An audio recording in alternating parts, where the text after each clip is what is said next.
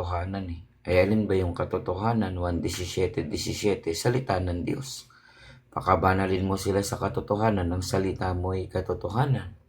Ano pa ba ang layunin ng religion? Para magligtas ng tao sa kaluluwa sa kapahamakan o tinatawag na kaligtasan. So higit sa lahat, yung pag-ibig ng Diyos sa tao, yan yung religion na dapat masunod ng tao. Kaya nga sabi ko sa iyo kanina, kapag ang religion ay walang batayan sa Biblia, para sa amin, sagot ko bilang INC, sa tao yan, manamanipulate ka ng tao. Ngayon, kung ang religion mo ay sa Diyos, kahit mayroong leader na nagsimula na mag-utos sa iyo, may batayan. Pasakop kayo sa mga... Dalawang check out ako kasi.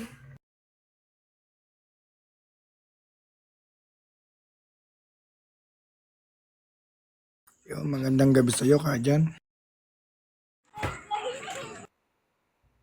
Ganon. Kaya ang dapat mapag-usapan dyan eh. Ano ba talaga ang stand kasi ng INC, kuya, hindi sapagkat ang pangalan ng religion mo, Iglesia ni Cristo, ay yun na agad eh. Merong tinatawag na elimination pagdating sa aral. Parang ganun. Ito gusto ko ito itanong matagal na. Halimbawa lang sa inyo kay Robin, hindi ba sa inyo ang pagboto aral din o doktrina? So, pag may utos ang nasa taas sa inyo at sinabing ito ang kailangan pagbotohan, pagkaisahan, so masasabi ba natin na yung mga miyembro ay kailangan gawin yon o pumapasok din siya sa manipulation ng mga tao? Hindi na pumapasok sa manipulation yon kasi may batayang talata at pakikipagkaisa na yan ay utos ng Diyos sa mga tunay na Kristiyano. Sabi ko nga, basta mayroong batayang talata sa Biblia, bagamat inutos sa iyo ng leader at may quote and quote na talata, halimbawa Hebreo 13:17, pasakop kayo sa mga pinuno ninyo, kayo'y pasunod sa kanila sapagkat sila'y nagpupuyat para sa inyong mga kaluluwa. So, when it's come to pasakop, susunod ka. Bakit? Yan ay inilagay ng Diyos para ingatan ka na mailapit at maturuan ng salita ng Diyos yung tao na tuturo ang sumunod. Pananagutan ng bawat tao yung sumunod. Ang ano kasi viewerista para sa akin, ewan ko kung para sa iyo, babalik ko yung tanong. Sa isang religion, ang hirap sumunod. Bakit mo ginagawa nang hindi mo alam kung anong dahilan, ano ibubunga kapag ginawa mo? Dapat alam mo yung gagawin ko to. Pag ginawa ko ba ito, ano ibubunga nito? Yan ba ay may batayan sa Biblia? Or kaninong batayan ito? Kaninong utos ito? Kapag sinunod ko ba ito, mababanal ba ako? Mapapabuti ba ako? So, ang tatakbo sa isip mo, kapag gagawin mo ang mga bagay na ukol sa religion, may batayan. So, igagalang natin yung iba, ang batayan sa CCC, ang batayan ay ibang mga concept. Doon na lang para hindi tayo makasakit ng damdamin. So, kung yun ang batayan nila at hindi sa Biblia, yun sila eh. Pero sa amin kasi, sa Biblia. Ano ba ibang kahulugan ng manipulate? Pag-control? Kokontrolin ka. O obligado kang sumunod? Kasama ba din yun? Manipulate? Obligado kang sumunod kapag may binagbabatayan. Bakit ka susunod? Pero bakit ka naman susunod kung wala namang ini-implement na testigo o resibo o batayan? Bakit ipinasusunod sa iyo ito? Bigyan kita halimbawa. Ang Iglesia ni Cristo nagkakaisa. Paraan ng pagboto, paraan ng mga aktibidad. Ang Iglesia ni Cristo mayroong tinatawag na malaking aktibidad na naganap sa Quirino Grandstand. Bago ginaganap yung ganyang bagay, may lecture. Halimbawa sa pagsamba, ano ang layunin at dahilan ng ating pagtungo sa Quirino Grandstand? Ito yan. May mga pinuno ng bayan noon ng Israel, ganito, ganyan. Ano ibinunga? Bakit tayo magkakaisa? Ano layunin natin? So, ako bilang INC, kaya ako susunod kasi naipaliwanag sa akin. May matibay na batayan at konkretong layunin. Bakit ko gagawin yun? So, hindi manipulate ng tao yun. Dahil may binasang talata na pagbabatayan, bakit namin gagawin yon? So para dun sa concept ng ibang isipan, niloloko lang kayo, ganito, ganyan. Yun kasi yung side nila. Iba yung side namin. Pag side nila pinakinggan mo, aatakihin kami. Sisiraan kami dahil kulto, ganito, ganyan. Pero ang sinasabi ko nga, yung side namin, di naman namin ipinipilit sa kanila yung side namin. Eh di, yung side ninyo ang ipilit ninyo or ipahayag ninyo para maayos. Tama ba ako, Kuya Biwerista? Tama naman Kuya Robin. So, pero di ba sabi mo nga, masama kapag tao ang nagmamanipula. So, kung ang Diyos ang magmamanipula sa atin, siyempre tama yon. May pagkakataon ba na ang Diyos ay minanipula niya ang tao para sumunod sa Kanya? May pagkakataon ba ang Diyos? Ang Diyos kasi kuya, laging pag nangako, merong tinatawag na kondisyon. Halimbawa, ang Diyos, bigyan kita ng pagpipilian o Biwerista. Narito ang buhay, narito ang kamatayan. Nasa kanan ng buhay, nasa kaliwa ang kamatayan. Ito yung daang makitid. Mahirap pasukan yan pero maliligtas ka. Ito yung kaliwa, maluwag yan, napakaluwag. Pwede dyan mambabae ka, uminom ka ng alak, pero sa kapahamakan yan. Pero sabi ng Diyos, piliin mo yung buhay para mapabuti ka, piliin mong pumasok at pilitin mo doon sa makipot na pintuan para ka mabuhay. May pinapagpipilian. Ayaw kasi ng Diyos, siya pa rin ang masunod. Para bang robot ka na wala kang sariling isipan. Para saan pa binigyan tayo ng isip? So, doon na pumapasok nga na ang Diyos talaga ay hindi siya nagmamanipula ang tao, kundi nagbibigay siya ng utos para kung mamili ka kung ano susundin mo. Hindi ka niya uobligahin na sumunod ka, pero ituturo niya sa'yo kung paano ang tamang pagsunod. Nasa sa'yo na yon, sa free will mo nga. Yes.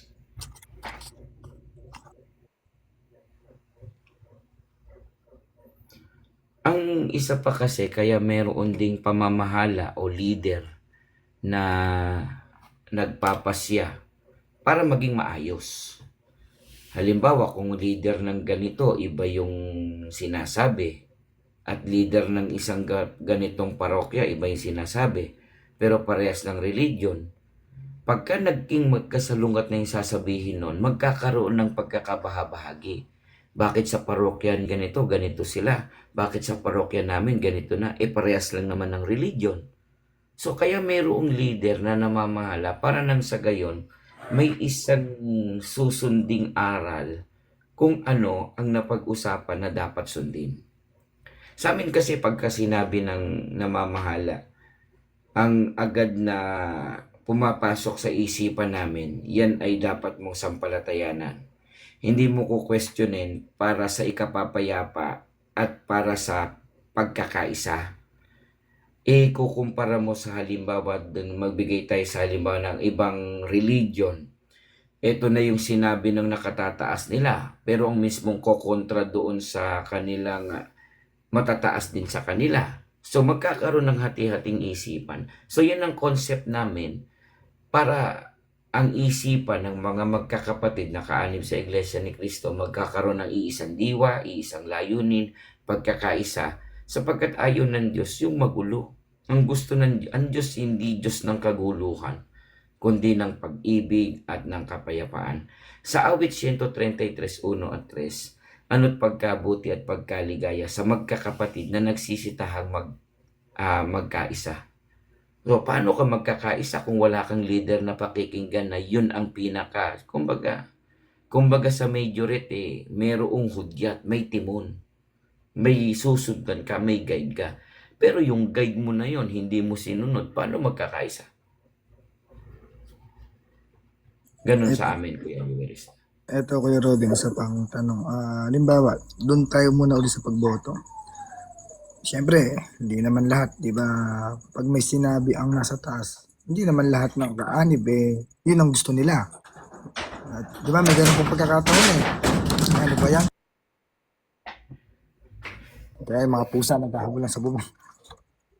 Dito rin panahon ata ng ano ngayon kasi malapit na yung araw ng mga nguso. Ayun kay Robin, di ba, halimbawa sa pagboto. Siyempre, hindi naman yung buong kabuuan ng iglesia. Meron siyempre kahit papaano, sabihin natin kahit maliit na porsyento lang.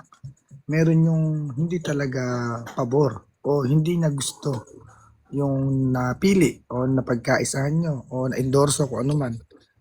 Pero yung tao na yon, di ba siya parang nauobliga na sundin niya yun kung ano yung itinakda sa kanya na para iboto niya. Kahit na hindi yun ang pabor sa Para kanya. sa akin, Kuya. hindi siya nauobliga. Yan ay udyok ng pananampalataya kung paano mo tinanggap yung aral na itinuro sa iyo. Halimbawa, ang mabuting halimbawa ng panahong Kristiyano, ang Panginoong Kristo nagpakababa at nagmasuno rin hanggang sa kamatayan. Ang Panginoong Kristo hindi naman niya nais na siya ay mamatay. Kaya nga may salita siya, Ama, kumbaga maaari lumagpas sa akin ang saro ng paghihirap na ito, wag mangyari ang aking kalooban, mangyari ang iyong kalooban. Ang Panginoong Kristo bilang tao may kanya siyang sariling gusto. Tayo man, kami man, ako man bilang INC, meron akong gusto. Meron ako sari-sariling isipan at opinyon.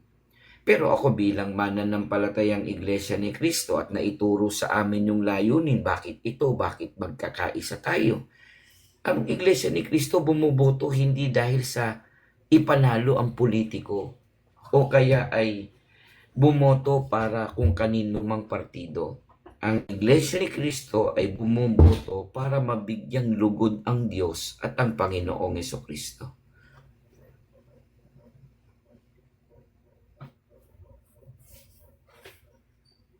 Ayun, may nag-comment. Ito yung katabi mo kay Robin. Ano masasabi mo sa comment niya? Black voting for faith. Baka pera ka mo. Totoo ba yun? Naririnig ko lagi yan na parang iba natin. Tanong ko na to, yung nagbabayad sa INC raw.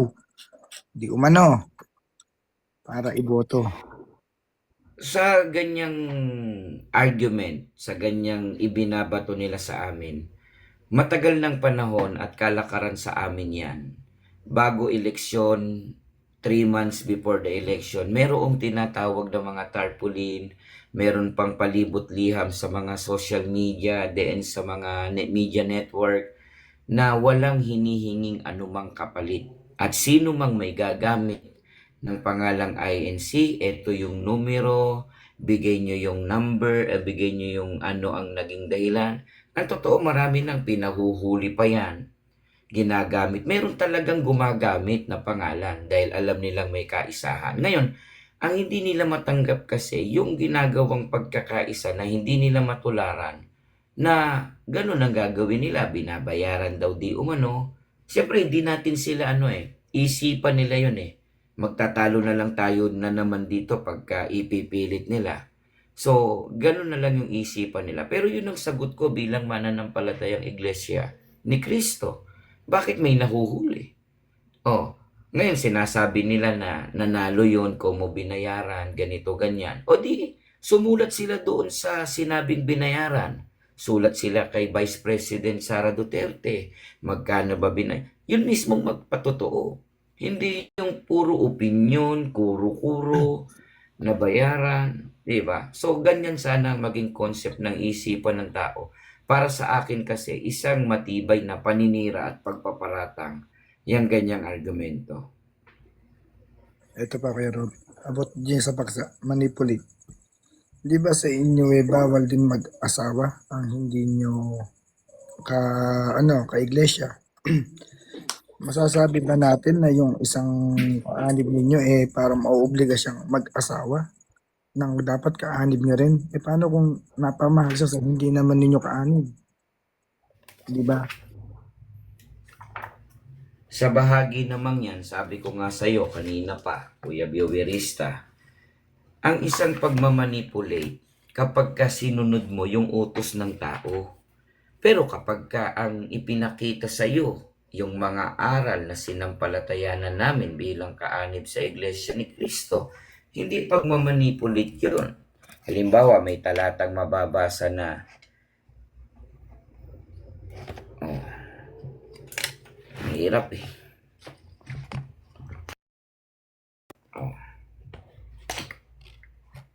Ang hirap. Ayan. Do not unite in marriage with unbelievers. For what fellowship has righteousness with iniquity, or what mingling has light and darkness? Iglesia ni Cristo kami. Iba ang religion nila. Paano na sinasabi ni Apostol Pablo na huwag kang mag-asawa sa hindi mo kapananampalataya, sa hindi sumasampalataya? Sinasampalatayanan ko ang iisang Diyos na tunay, ang Ama. Tapos mag-aasawa ko dun sa sinasampalatayanan, iisa lang na tatlo. So, ano ba ang mga nangyayari kapag kalimitan ay nalalabag ang mga kalooban ng Diyos? Si Haring Solomon, pinapagkasala siya. Si Solomon matalino na naging mangmang. Bakit matalino na naging mangmang? Yung mga asawa ni Solomon, yun ang naging dahilan para maihiwalay siya sa paglilingkod sa tunay na Diyos. Ngayon, hindi nila tanggap yun. Yung doktrina ng INC na kailangan kapananampalataya lang namin. O, ititiwalag yun.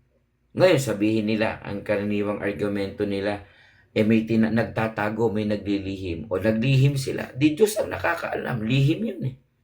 Tinago nila. O, di Diyos nakakaalam. Tandaan natin, ang Panginoong Yesukristo may 12 apostol, Kuya Biowerista. Sa 12 ba na yon na ang Panginoong Yesukristo nagturo, matino ba lahat, Kuya Biowerista? Siyempre, hindi. May naghudas nga eh. Sa makatwid, ang iglesia sa kabuuan, yung malinis at dinalisay ni Kristo. Pero yung mga umaanib dito, dapat magpakalinis at magpakabanal. Kung meron man na umaanib na hindi taglay yung pananampalatayang taglay na katulad ko na mananampalataya na kahit anong mangyaring mapakinggan kong aral nila na nabayaran daw kaysa ganito, hindi mo ko matitinag, hindi mo ko maaalis sa aking pananampalataya na itinuro sa amin yung katotohanan na nasa Biblia. Kaya may pagtitiwalag din po kami. Pag nahayag yun na sila'y kinasal sa labas ng iglesia, o kaya ay nagkaroon ng ugnayang sexual na hindi pa sila kasal, may pagtitiwalag. So, alam mo kasi, gagaya ng dinaluhan ko sa pagsamba, kuya eh. Ang pinto ang makipot, mahirap talagang pasukin eh. Lalo na kapag mataba ka, magpipilit ka eh. Pero yung pinto ang makipot na pinilit mong pasukan, ang dulo nun, buhay na walang hanggan. Pero yung pinto ang maluwag, ang dulo nun, kapahamakan. Yan na yung sistema ng relihiyon na okay lang kahit hindi ka magsimba, okay lang kahit miyembro ka ng LGBTQ, maglasing ka sa karsada, abandonahin mo yung pamilya mo, yung malaya ka. Yan yung pinto ang maluwag. Pero kailanman, dahil sa yan na itinuturo sa pagsamba, hindi nyo narinig na inataking personal na binanggit ang relihiyon ng ibang relihiyon. Itinuro yung comparison and contrast. Ano mangyayari? Anong magandang ibubunga? Anong masamang ibubunga?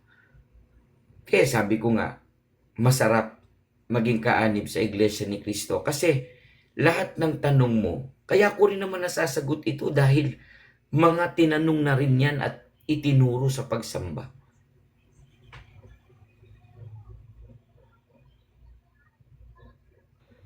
Ngayon, Oo, gawin oo, nila. oo. Siraan man nila ng siraan, May tanong ako. batikusin man nila ng batikusin, nasa sa kanila yun. Choice nila yun.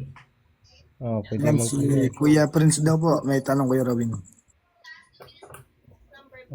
Ang tanong ko ay, bakit na si Salomang Tipan, si Samson nag-asawa ng ibang lahi na hindi naman sa Diyos, parang ano, iba. Bakit hindi naman sinabi na bawal?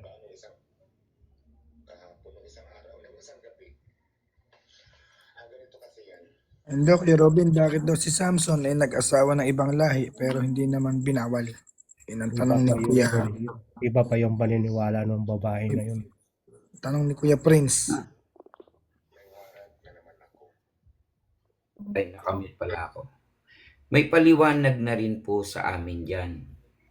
Halimbawa, pag binasa mo yung Hukom 14:1, kung di ako nagkakamali ha, si Samson pinahintulutan ng Diyos na mag-asawa ng ibang lahi, pero hindi ibig sabihin na pinahintulutan ng Diyos ang ganong uri ng pag-aasawa.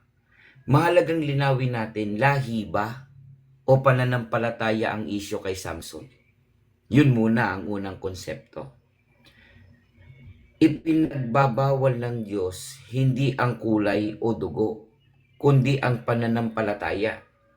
Ako mag-aasawa ako ng Amerikana o babaeng taga-USA, pero Iglesia ni Kristong taga-USA.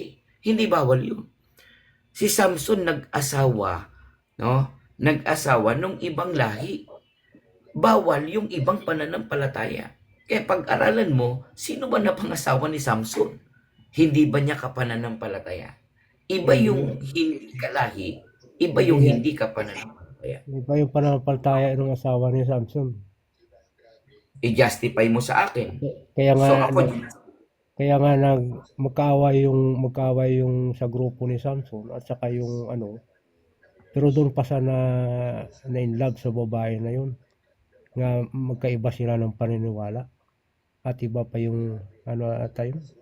Parang hindi. pag-aralan natin, friends ha, pag-aralan natin ha. Tama mo ko kung mali ako. Ang Pilisteo noon, sumasamba sa Diyos-Diyusan. Tama, Sa makatwid, kaaway sila ng bayan ng Diyos. Dahil ang Pilisteo sumasamba sa Diyos-Diyusan.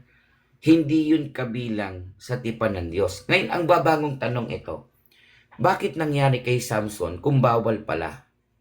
Hindi kasi lahat ng ginawa ng mga lingkod ng Diyos kinalulugdan ng Diyos.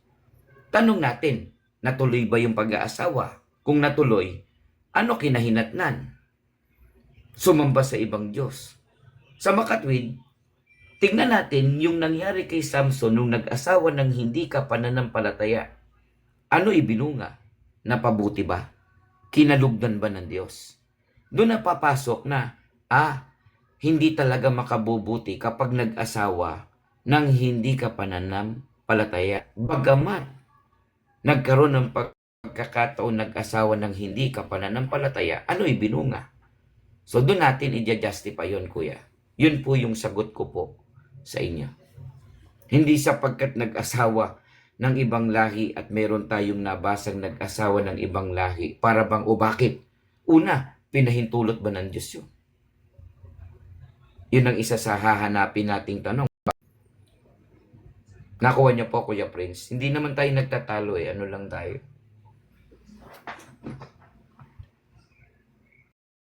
Baka may tanong ka pa Kuya Prince. Hindi, sa palagay ko hindi naman pinagbawal ng Diyos yun. Ang masama doon na ay yung lalaki o si Samson, yun ang nagpatalo sa kagawian o pananampalataya. Kaya kung ano man yung mga tradisyon nila, kaya naloko siya. Kaya natalo yung si Samson, natalo sa kaya nasa tao yun. Free will ng God yun. Kung magpatalo ka, talo ka talaga. Pero hindi pinagbawal na mag-asawa ka ng ibang pananampalataya. Dapat kung naakit niya yung Palestina na babae na yun na maging pananampalataya sa tunay na Diyos, so walang mangyayaring masama. Kaso lang, hindi yan naakit na maging tunay na pananampalataya sa tunay na Diyos. Nasa tao yun, kung magpatalo siya. So, kuya, baka may tanong ka pa. Okay. Mananatili po ang aking stand na mas mabuting sumunod kaysa sumuway. Si Samson ba ay nag-asawa ng ibang lahi? Totoo po. Pero hindi yun naging pamantayan na pinahintulot ng Diyos ang naging pag-aasawa ni Samson sa ibang lahi. Di ba? Hindi naman, ano ang katunayan? Sabi mo naman, hindi ka sigurado. So dapat bigyan mo ko ng isang salin ng Biblia na aprobado ng Diyos na si Samson ay pinahintulutan ng Diyos na mag-asawa sa ibang lahi. Baka yun ay kagustuhan lang ni Samson at hindi pinag-utos ng Diyos na, Samson, mag-asawa ka sa ibang lahi, yan ang utos ko sa iyo. May kanya-kanya tayong choice. Pero choice mo yun. Pero ano ibinunga ng nag-asawa ng ibang lahi? Ang malinaw na utos, mag-asawa sa kapananampalataya. Hindi mag-asawa ka kung kailan, hindi mag-asawa ka dahil gusto mo siya kahit ibang pananampalataya. Hindi ganoon eh. So, kapag ikaw ay susunod sa batas ng Diyos, yung uunahin mo, yung gusto ng Diyos kahit ayaw mo. Kahit ayaw mo, gusto ng Diyos, gustuhin mo. Kasi hindi na ikaw ang masusunod eh. E di kapag ikaw na yung masusunod, e di sa pagkapahamak na yon. Ang gusto ng Diyos para ka huwag mapahamak, sundin mo siya. E hindi mo sinunod. O di mapapahamak. So ngayon, kung sa pag-aasawa ng hindi ka pananampalataya ay tinututulan nyo, e di tapos ang pag-uusap natin, di mag-asawa kayo. Kung gusto nyo mag-asawa, ako sinabi ko kung ano yung bahagi ko na aming pananampalataya na taglay. At saka yung sa sinabi ng Diyos, di ba? Go to the whole world and multiply. Wala namang Hindi ko restriction. maintindihan kuya, parang garbol. Di ba sabi din ng Diyos in relation sa mga ganyan, di ba? Parang may related din sa pag-asawa. Yung sinabi niya go to the whole world and multiply. Pasensya ka na, hindi ko maintindihan. Magpakarami daw kayo, sabi niya. Dodoble. So walang restriction yun. Magpakarami daw, go to the whole world and multiply. Anong mga stand mo doon?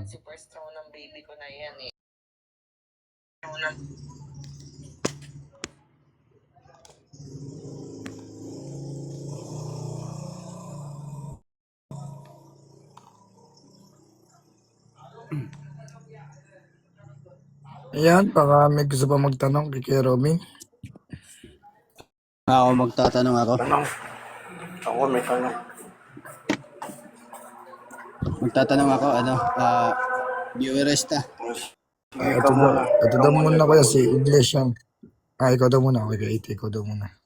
Ako muna. Wait lang.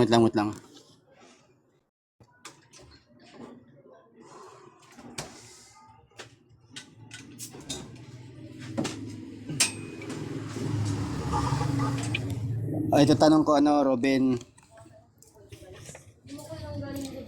Saan mababasa sa Bible, Robin, na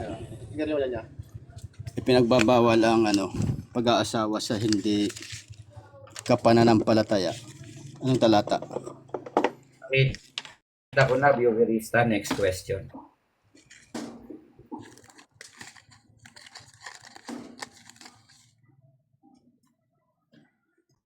Talata ay hinihingi ko, Robin. Anong talata? Next question agad.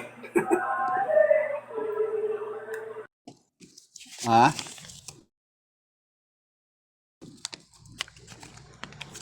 Ayan, bro, pakita mo na ulit. Yan, pinakita niya sa akin kanina yun. Ang nakasulat ba dyan ay hindi ka pananampalataya o hindi mananampalataya?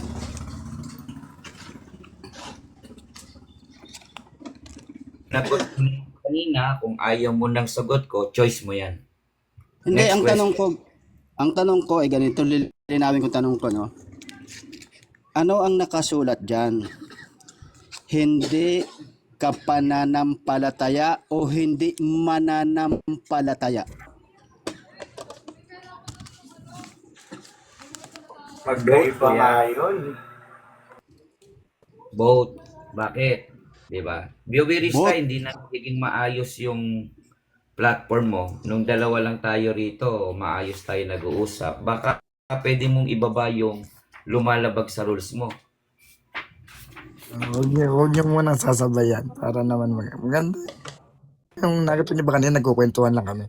Wala naman tayong portion ng Q&A eh. So, bigayan lang para Ang maganda-ganda binasa pag-usap ko po natin. kanina, Lamsa version. Ang babasahin ko po ngayon ay bagong tipang Katoliko sa parehong salin, sa parehong talata. Ano naman ang nakalagay dito? Huwag kayong makipamatok sa mga di sumasampalataya. Kaya ang sagot ko, both, sapagkat may salin ng Biblia sa bagong tipang Katoliko, may salin sa Lamsa, na hindi talaga ipinahihintulot yung mag-asawa sa hindi sumasampalataya, sa hindi ka pananampalataya, sa hindi katulad ng pananampalataya, sapagkat ang pakikipamatok batay sa pare, ang tinutukoy ay pag-aasawa. Tanggapin nyo man o hindi ang sagot ko, yan ang pananampalatayang taglay ko. Next question. Okay. Next question. Ayon sa iyong pagkaintindi, dahil both ang iyong sagot, magkapareho ba ang hindi o magkapareho ba ang di sumasampalataya sa terminong hindi ka pananampalataya? Yes or no?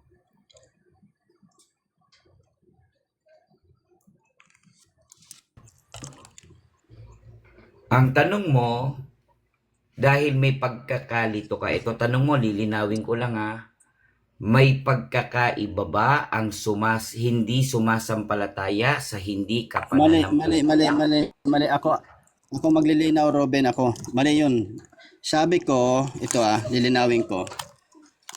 Ayon sa iyong pagkaunawa, magkapareho ba ang di sumasampalataya sa terminong hindi ka pananampalataya? Ganun din yun, inulit ko lang eh. Tinuwid-tuwid mo pa ako, ganun din naman, binasa ko pa nga. Sagot. Magkapareho ba ayon sa iyong pagkaunawa sa di sumasampalataya sa terminong hindi ka pananampalataya? Magkapareho. Bakit? Ang hindi sumasampalataya ayon sa Biblia, sa 2 Korinto, sa 6:14, huwag makipag-asawa sa hindi sumasampalataya. Ang hindi sumasampalataya ay hindi lang basta taong naniniwala sa Diyos. Hindi sapat na naniwala lang sa Panginoong Hesus. Hindi sapat na nabasa yung Biblia. Pero sino yung tunay na sumasampalataya? Ayon sa Panginoong Hesukristo, Biblia ang sasagot. 1:6-29, Mateo 7:21, ang sumasampalataya sa akin ay siyang nagsisigawa ng kalooban ng Diyos. Idagdag pa rito na ang sumasampalataya ay kailangang paniwalaan ang mga salita ng Diyos. Ngayon, kung ayaw mong paniwalaan ng stand namin na hindi kami dapat mag-asawa ng hindi kapwa Iglesia ni Cristo, magkaiba ng pananampalataya, mag-next question ka na lang. Dahil hindi po namin tinututulan Next ano ang stand. question. Okay, next question. Sang-ayon ka ba kapag sinabi na hindi sumasampalataya ay tumutukoy yan sa pananampalataya sa Diyos? Yes or no? Yes. Di naman tayo tumututol dyan eh. Very good. Pero ang pananampalataya doon sa aral na napakinggan mo na dapat mong sampalatayanan. Kaya yung tinutukoy sa 2 Korinto sa 14 na huwag kang makipamatok sa hindi sumasampalataya, yun yung aral na sinampalatayanan na batay sa paring Katoliko, hindi sumasampalataya.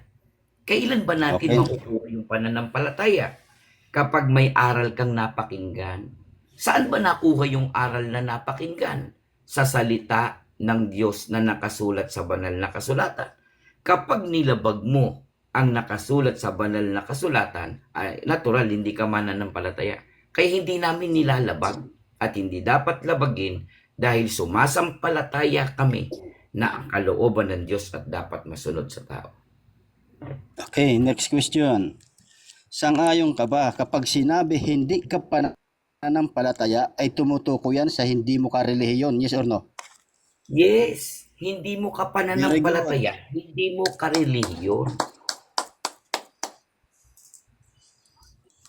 Paano ba yan? Sinisimulan ng Katoliko yung ganyang uri ng sistema na wala na sa kaayusan. Mapalakpak ka pa, kuya. Yun ang Ano ba? O sinasabi. pumapalakpak lang naman. Ano lang kayo, pati, baka mag-init na naman magkakaita na naman kayo. Hindi. Siya lang naman nag-iinit, bro. Biores. Tapos palakpak naman. Comment lang ko, magkaiba yun, magkaiba. Huwag Kasi na lang, pag huwag niya na sinabi, sabay pag sumasagot.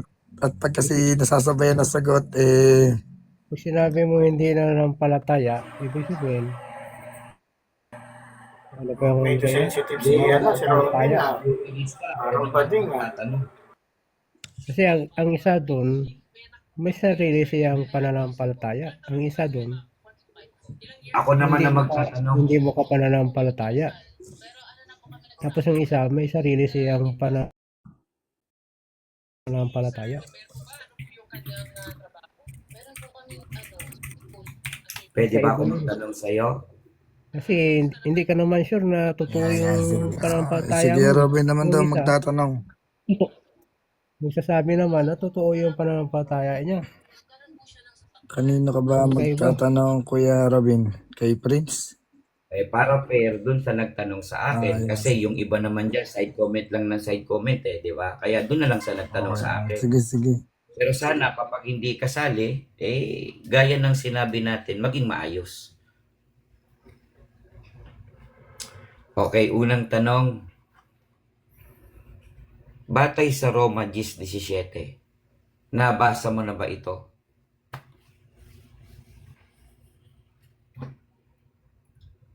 Kanino mo tinatanong yan? Sa'yo po, nabasa Okay. mo na ba ang Roma 10:17? Sige, basahin mo. Hindi ko pa nabasa yan. Hindi mo pa pala nabasa. Dahil sasabi mo, basahin ko dahil hindi mo pa pala nabasa. Basahin mo. Sumunod ka na lang. Pambihira. Nag-side comment ka pa. Basahin mo na. Ano ang nakalagay sa Roma 10:17? Ang pananampalataya ay nagmumula sa pakikinig o ang pananampalataya nagsisimula sa tradisyon? Basahin mo nga. Sinabi ko na nga sa'yo, hindi ko pa nabasa. Basahin mo. Kasi tinanong mo sa akin, nabasa mo na ba? Sabi ko hindi pa. Kaya pakibasa.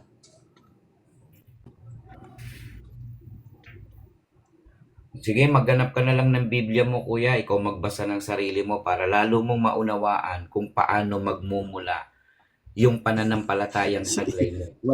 Walang problema. So, hindi ka na magtatanong. Hindi na ako magtatanong sa bahaging yan.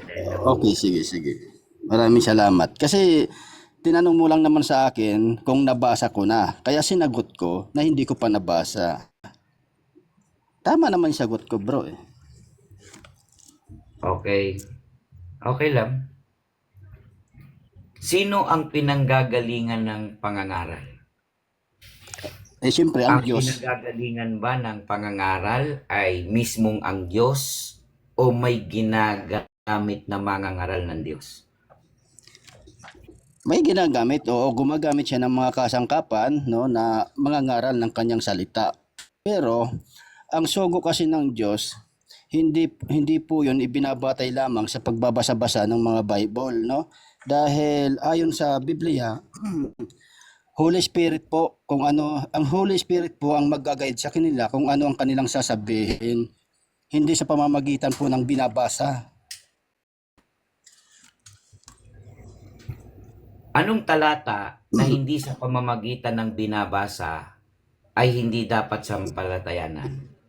Anong talata na yung nabasa ay hindi dapat sampalatayanan? Okay, so ang hinahanap mo, anong talata, Inuulit mo lang. yung hindi hindi, ano inulit mo lang? Siyempre, nililinaw ko yung Kasi tanong mo dahil kinatalata naghahanap ka ka sa kanina, hindi ka naman nagbasa ng talata. Ngayon, magbabasa ka na siguro. Anong talata yung sinabi mo, yung nabasa hindi dapat sampalatayanan? ito kasi ang tanong mo patungkol sa pagkasugo. Yon, Anong ito ang sagot. talata? Ito Anong nga, talata yung sinabi? ito.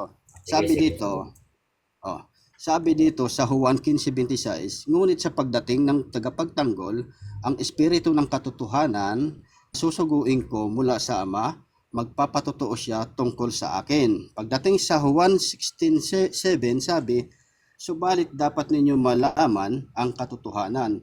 Ang pag-alis ko Yun. ay sa ikabubuti ninyo sapagkat hindi ispaparito sa inyo ang tagapagtanggol kung hindi ako aalis. Ngunit kung wala na ako, isusugo ko siya sa inyo. Yan. Yung pagkakapagtanggol na yan, yun po yung magsasalita kung ano ang sasabihin nila. Holy Spirit po. Okay, next question. Dahil nabanggit mo sa talatang yan yung tungkol sa sugo, okay, na dapat sampalatayanan yung itinuturo ng sugo. Dahil sa ang unang pope ninyo ay si Apostol Pedro, kailan namatay si Apostol Pedro? Okay, so sa Bible, wala naman nakatala, no? Kung sa Biblia mo hahanapin, silent po ang Bible pagdating sa ganong klase mong tanong, no? Wala pong nakatala. Siguro kung i-google natin, makikita natin kung anong taon siya namatay. O, Google mo Next na. question. Bigyan kita ng 5 minuto. Google mo. Kailan namatay si Wag Apostol na. Pedro? Magtanong ka Hindi ng mo panibago, alam. kaya nga next Hindi mo question. alam yung inyong first Pope, Peter, hindi mo alam kung kailan namatay. Dahil kailangan pang i-google. Sabi ko nga, Robin, Google mo na, malalaman Google mo. natin yan pag i-ginogel. Kaya next Google mo question ka na. na para alam natin. Ayaw mo bang mapakinabangan namin kung kailan namatay? Huwag mo ako utusan, Robin. Magtanong ka lang, pambira ka. Next Bro, hindi question. naman tayo nag-aano bro eh. Gusto nga lang namin malaman kung kailan namatay si Apostol Pedro na unang Pope. Hindi mo ba Kaya kaya nga, ang sabihin? sinagot ko na nga, Robin. Sabi ko, kung sa Bible, wala pong specific na nakasulat kung Kahit kailan, hindi kung sa anong Bible, taon. kahit sa Sabi ko Google. nga, silent po ang Bible sa kamatayan ni Apostol Pedro. Kung gusto mo malaman, no, pwede naman natin i-google yan, makikita natin, no, kung anong taon siya namatay. Kaya next question ka na, Robin. Dahil ang sabi mo, mababasa natin ang pagkamatay ni Apostol Pedro ay sa Google at maraming mapapakinabangan ng kapwa mo Katoliko batay sa Google mo at ginugel mo tiyak yan dahil first pope niya yan, mahalaga sa inyo yan. Kailan namatay sa Google si Pedro? Inulit mo lang, Robin, eh. Sabi ko sa'yo, kung sa Bible, wala tayong makukuhang Sa Google ebidensya meron. dyan. Kaya nga sa Google, doon mo makikita. Kaya Dahil- ako sa'yo, mag-next question ka na lang, Robin. Robin. Dahil ang sabi mo, sa Google makikita at mapapakinabangan ng mga kapwa mo Katoliko o kaya mag-PM yung kapwa mo Katoliko para maging friendly discussion ba? So, i-google nyo po mga kababayan po naming mga Katoliko. Makikisuyo lang po, gusto pong alamin ni Robin yung kailan po namatay si Peter ayon sa Google, si Pope sa Google. Next question ka na, Robin. Hindi po ako aalis dyan kasi mahalaga po yung tanong ko. Hindi, bakit mo ako utusan na i-google? Magtanong ka lang. Huwag mo kutusan, pambira. Kung gusto mo, ikaw ang mag-google, tapos pakita mo, naka-open cam ka naman eh. O Next ipakita mo dyan. question. Batay kay gwapo ka na nasa comment section, si San Pedro na apostol, pinaniniwalaang namatay bilang martir sa Roma AD 64 at 68. Tama ba yung sagot niya? Yes or no? Batay sa Google mo. Okay. Tama yan kasi alam ko naman siguro na i-google niya yan kaya na-comment niya dito. Kaya tama, tama yan. Paniwalaan mo na lang, Robin. Ngayon, kung total ka dyan, mag-google ka din, total naka-open cam ka naman, kung tinututulan mo yung kinoment niya, pwede mo ipakita dito, naka-open cam ka naman. Sige. Okay. Dahil sa ang Next sabi mo question. tama yan at ginugil niya at dalawa yung binigay ni Gwapo ka, 64 at 68 AD. Sunod na tanong. Kailan ikinapit batay sa aklat kasaysayan ng Katolisismo na referensya ng Katolisismo unang ginamit ang termino Pope na batay sa referensya ng Katoliko? Kailan? Okay. Kung sa Bible, pagbabasihan, sa lumang tipan pa lamang, mayroon na po, no, exist na po, nag-i-exist na po yung katawagang Pope o Papa o Ama o Father. No? Ngayon, Kailan ang tanong ko? Kailan? Batay sa referensya. ang hinihingi mo sa akin ay referensya. Wala po akong pinanghahawakan na referensya. Hindi naman ako pwede mag-imbento ng referensya. Kaya mag-next question ka na lang uli. Kuya Viewerista, ang akin pong pagtatanong ay nasasayang lang. Mag-mute muna po ako sapagkat hindi naman po pala malalim ang kabatiran nito sa Pope nila na First Pope Peter. Salamat po. Okay, walang anuman. Ako naman magtatanong, Robin. Palitan lang tayo. Una kong tanong, Ayaw mo kasi sumagot ng maayos, Cole. Tingnan mo. maayos naman ang sagot ko. Pinapakita ko lang dito na naging tapat ako sa aking mga sagot. Hindi ko nga alam kasi wala nga akong mga referensya. Inaanapan niya ako ng reference. Tama naman yung sagot ko. Ako naman magtatanong, ikaw na lang Kajan. Ikaw Kajan ang tatanungin ko. Okay, kasi dapat importante yan Sino, sa'yo. sino ang nagdeklara? Ika lang. Kajan, itatanong ko sa iyo. Unang tanong. Sino ang nagdeklara kay Felix Manalo bilang sugo ng Diyos? Sarili niya o ang Biblia? Next question. Next question agad. Ikaw, Robin. Kay Robin naman, address ko. Okay. Natitiyak ko ang nagdeklara kay kapatid na Felix Manalo ay ang ating Panginoong Diyos. Bakit idiniklara ng Panginoong Diyos ang pagiging sugo ng kapatid na Felix Manalo? Sapagkat maraming propesiya sa Biblia na tumutukoy na natupad at naganap ng kapatid na Felix Manalo yung gampanin na ipinagagawa ng Diyos kay kapatid na Felix Manalo. Ano po ang isa sa katunayan? Mula po sa iisa, ang Iglesia ni Cristo ay naging pambuong mundo. Katunayang ikaw na aking hinawakan mula sa mga wakas ng lupa. Isayas 41:9 hanggang 10. Mula sa silanganan, dadalhin ko ang iyong lahi. Natupad, Isayas 43:5-6, nang sa malayong silangan sa bansang Pilipinas ay nagkaroon ng lahi ng Panginoong Hesukristo na ito rin ay sa Diyos, Iglesia ni Cristo. Sa makatwid, ang instrumento o ginamit na kasangkapan para tumindig at naitayo ni Cristo ang kanyang iglesia sa pamamagitan ng pagdinig sa tinig ni Cristo sa pagsusugo ng Diyos kay kapatid na Felix Manalo. Okay, next question. Ang pagkasugo ba, ang basihan ba ng pagkasugo, Robin, ay sa pamamagitan ng pagbabasa ng Biblia, yes or no?